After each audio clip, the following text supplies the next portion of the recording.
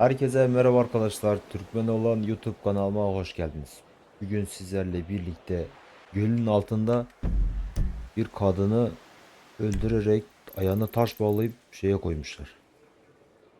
Göle koymuşlar. Şu soru işareti olan yerde. Şimdi oraya gitmeden önce deniz altına gireceğimiz için dalgıç kıyafeti almamız lazım. Şuradan dalgıç kıyafeti alayım ben. You good? You good. Şuradan dalgıç kıyafeti almamız lazım. 1000 dolar karşılığında. Bakın şimdi dalgıç kıyafetimiz var. Denizin altında uzun süre kalabiliriz yani. Böyle arabamızı da atlayalım. Dertimizi atalım efendim. Neredeydi? Şurada. Orada görüşürüz bakalım. Evet, geldik bu dayının yanına. Dayı sana ne yaptılar dayı? Dayı sana kıydılar mı dayı? Hop. Dayı yanlış pozisyonda kaldık. Bir dakika. Duruyorsun dayı. Alayım abi görevi. Ben şimdi yengenin yanına gider gelirim bak.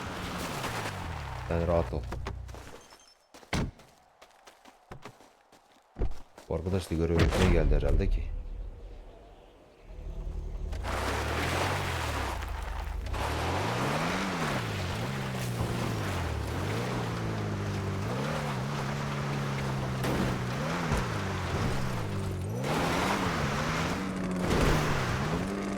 Allah Allah denize düştü. Oo, yapacağın iş. Senin yapacağın işin. Abi araba çok hızlı ya. Atlayamıyorsun. Şimdi ben şu ilerideydi. Neyse. Şey yapalım. Adrese geldik zaten de. Şimdi buradan çıkarken ne yapacağız yani? Yengeyi arayalım bakalım. Aha. Tam yanına geldim bak. Yenge. Yenge sana ne oldu yenge? Kıydılar mı sana? Bakalım.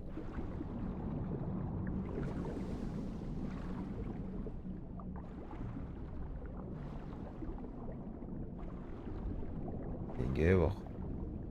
Harbiden taş bağlamış ayağına, kafasına çuval geçirmiş. Atmış lan şeyin içine.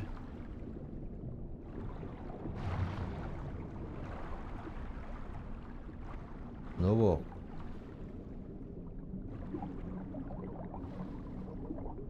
Ulu.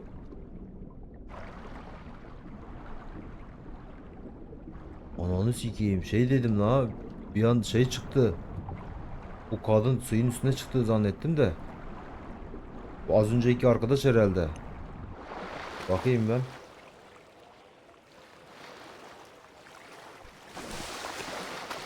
Az önceki arkadaş ya. Dedim patladı amına. Dedim bu ayaklandı. Şey mi oldu?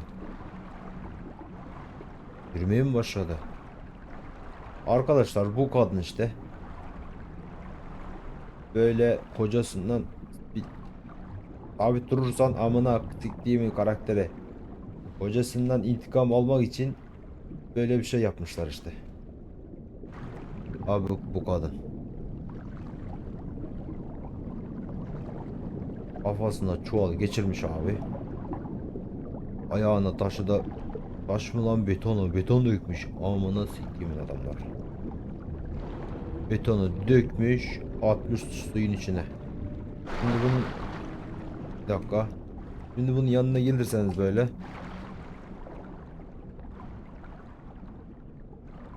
Siktiğimin adam niye bir şey yapıyor? Sabit duramıyor bir yerde. Bakın görevimiz tamamlandı. Yalnız burada nasıl gideceğim ben?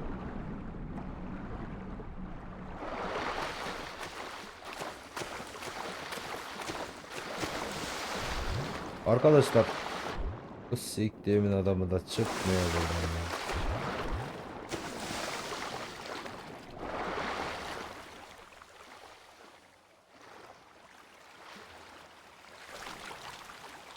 Videomuz bu kadardı. İzlediğiniz için teşekkür ederim.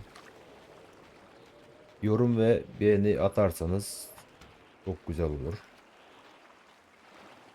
Bay bay.